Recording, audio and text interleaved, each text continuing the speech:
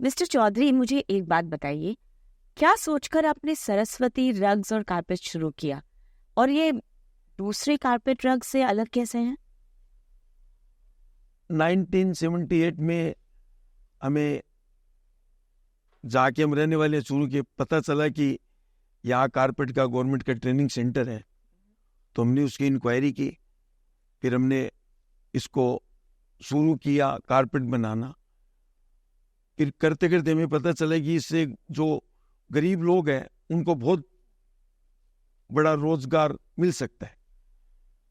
फिर इसके बाद हमने गुजरात में शुरू किया, जहाँ करीब 10,000 लेबर को हमने रोजगार दिया।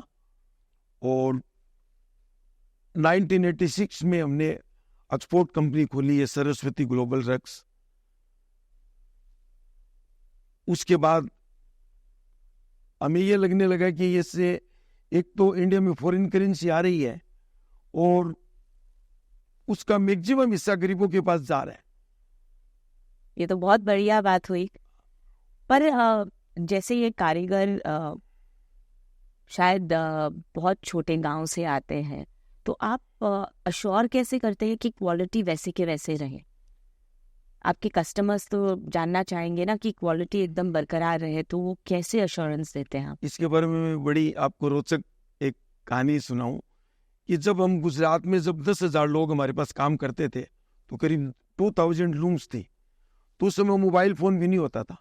तो हमने इंडिया गवर्नमेंट से परमिशन लेके पूरा वायरलेस का सिस्टम लगाया, और जैसे एक पुलिस का थाना होता है, चौकियां होती है, उस तरह 300 किलोमीटर की बेल्ट में और पूरा इसको किया, जिससे हमारी क्वालिटी एकदम सेटिंग से बन सके। और हर 25 लूम पर हमारा एरिया कमांडर होता था, जो आज भी उसी सिस्टम से काम होता है कि वो क्वालिटी बिल्कुल खराब हो ही नहीं सकती। और फिर हमने क्या किया कि इसका मटेरियल जो होता है वो बनाने का स्पिनिंग प्लांट हमने खुद का खोला। इस मटेरियल को डाइंग करने का प्लांट हमने खुद का लगाया, जो आज भी एकदम फुल 24 आवर्स चलते हैं। इसकी फिनिशिंग की पूरी इन हाउस है।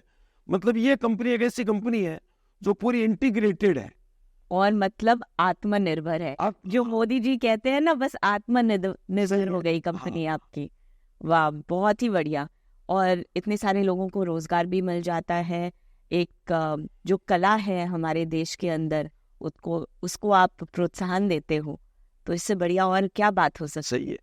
लेकिन ये एक्सपोर्ट करना कब से शुरू किया आपने, या पहले से ही? नहीं, एक्सपोर्ट करना 1986 में हम हमारे गांव में वीविंग करते थे, उसके 1978 से 86 तक।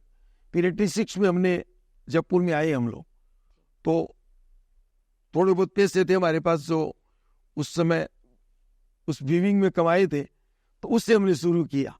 फिर करते करते करते करते काफी कठिनाई आई, काफी नुकसान हुआ, लेकिन जब आदमी लगा रहता है तो एक दिन सक्सेस मिल जाती है।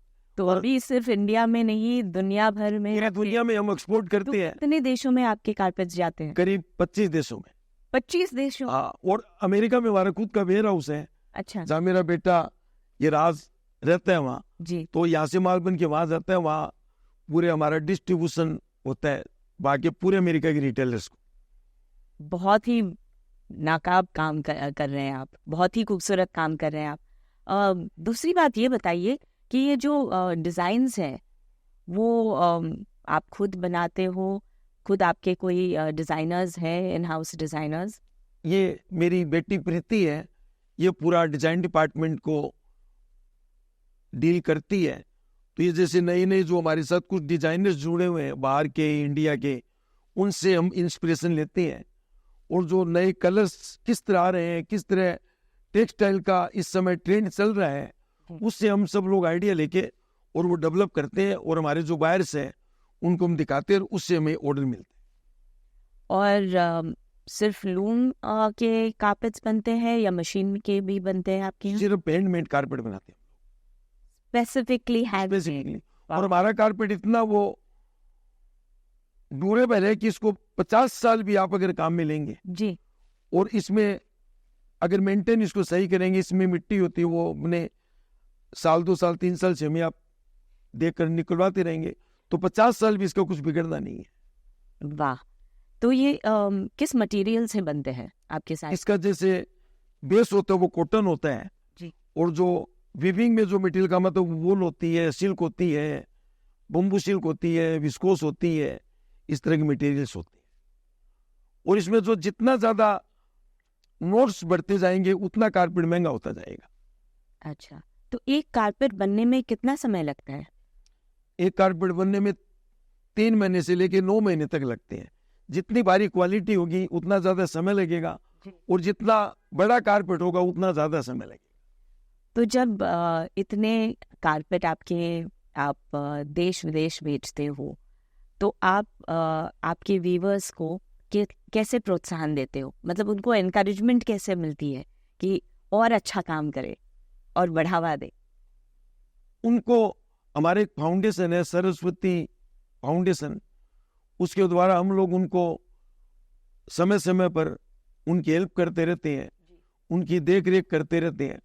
और हमारे जितने भी जो लोग हैं जो व्यूवर्स के साथ डायरेक्ट टच में हैं, वो उनका पूरा ध्यान रखते हैं कि उनकी कोई घर की प्रॉब्लम हो, कोई पर्सनल प्रॉब्लम हो, कोई बीमार हो गए हो, तो उसका भी हम पूरा हमारा फाउंडेशन ध्यान रखते हैं। तो सरस्वती तो कला की देवी है और कला का केंद्र यहाँ पे आपने शुरू किया है, सरस्वती रग्स। तो ये सोच के आपने ये नाम रखा था? नहीं, सरस्वती मेरी माँ का नाम था। वाह।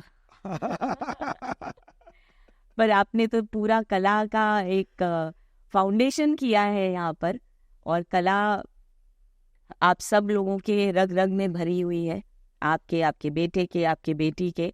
तो मुझे लगता है कि सरस्वती रग्स का बहुत प्रचारण होना चाहिए और बहुत ऊपर तक जाएगी। मेरी तरफ से आपको बहुत बहुत शुभकामनाएं। Thank you.